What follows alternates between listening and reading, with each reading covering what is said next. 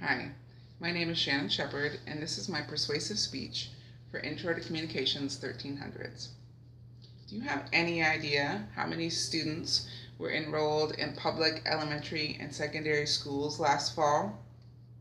50 million. Actually, it was a little bit more than 50 million, but nonetheless, that's a huge number of students to be responsible for their education. Unfortunately, if we take a look at the school systems across the nation, there's no unifying philosophy. So today, I'd like to talk to you a little bit about the history of our school system, and give some examples of how the school systems, school districts, are not all operating under the same mission statement or ideology, and also urge you to support a change in our public school system such that they would all be unified under a Montessori philosophy. So Dr. Sharon Hartonayario, in her article, School Reform, Past, Present, and Future, she notes Andrew Jackson made a post-revolution plea for a tax-funded school system that would promote the indoctrination of citizenship for the new country, and it would also provide education for boys and girls. At that time, education was typically limited to males, and unfortunately, he was unsuccessful in that effort.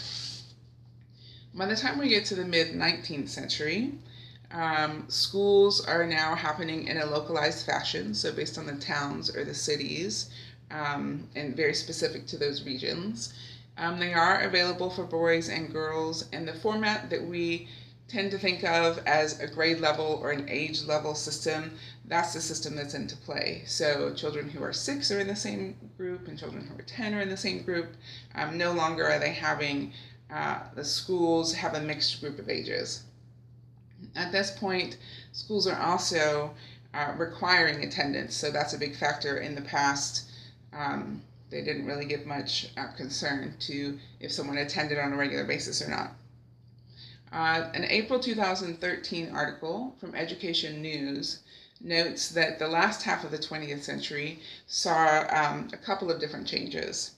It was the advent of desegregation, the implementation of federal funding, which brought with it federal requirements, which, as you might guess, is the attendance piece, and also the commencement of standardized testing.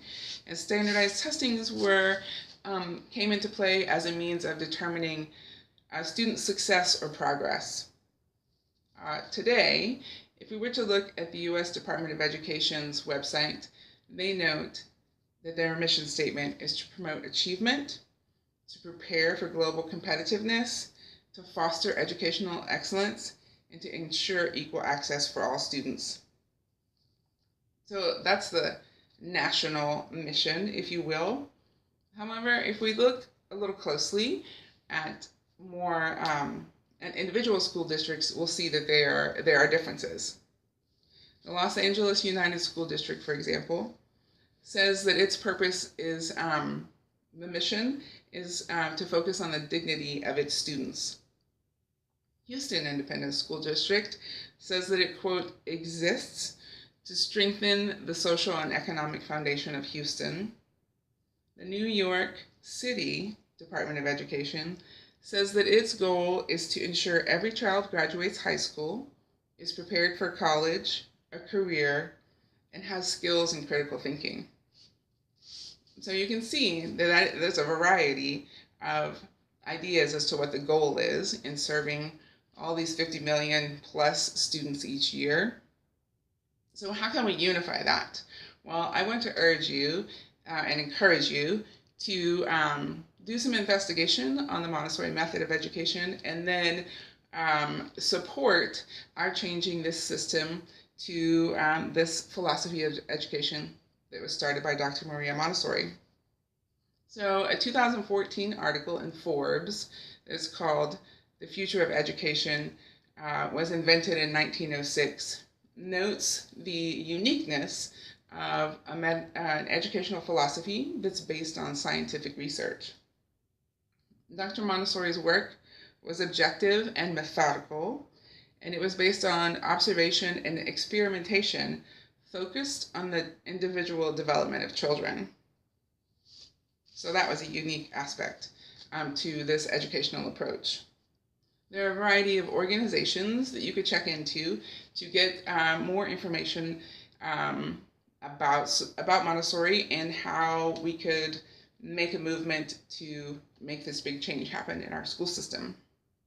So the Montessori Consensus is a group that works collecting data from Montessori schools across the nation and then is using that for a basis of information for which us to work for this future change.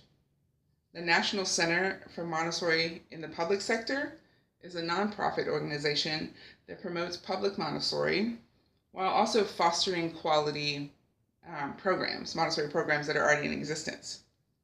The Montessori Public Policy Initiative is a collaborative group made up of Montessorians, educators, and researchers who are already in the Montessori camp, if you will, in conjunction with state and national educators and educational organizations so that they can work together to influence public policy that would incorporate Montessori aspects into the public school system.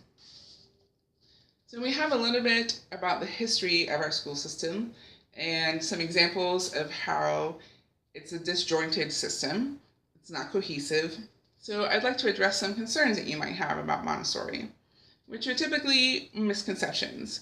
And some of those things might be, someone might say that the children in a Montessori program do as they please. It's even been said that Montessori is a cult, which as a Montessorian myself makes me chuckle a bit, I admit, but hopefully I'll share with you some information and you, if you have that idea, it will change your mind. And also, just generally, how does it work? So, David Biello, in an article from Scientific American, notes that a comparison with children who have been in a school where Montessori is the basis for their educational program, comparing literacy indicators, numeracy comprehension, and executive functioning skills, that the children who have been in the Montessori-based program actually have greater ability levels than their counterparts in the public school system. So that's some impressive data, and kind of goes in the face of Montessori children do as they please. The idea that Montessori is a cult, Dr. Montessori herself has numerous writings that offer insight into how she developed this philosophy.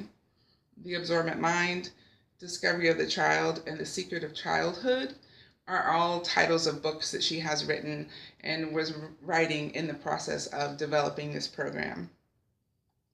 Observation. Observation was the key to her discovery, if you will, and organization of this philosophy. So I urge you yourself to find a Montessori school locally and to go and observe, to see how it works, to see what makes it different, and how are the children different.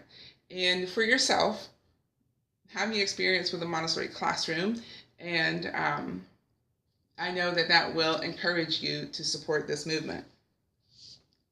So we've looked at the background of our schools, we've looked at how our current system is disjointed, we've talked about some resources and suggestions that might address any concerns that you would have. So I'm going to leave you with this quote from Dr. Montessori that's from her book, The Secret of Childhood. And she wrote, "One who would assist a child must simply have the desire to help and a fund of common sense." So you can see her idea, again, she says it herself, all you need to have is a little bit of common sense and a bit of desire in order to help children. So I hope that you'll take this into consideration and do some investigation and support the Montessori movement. Thank you.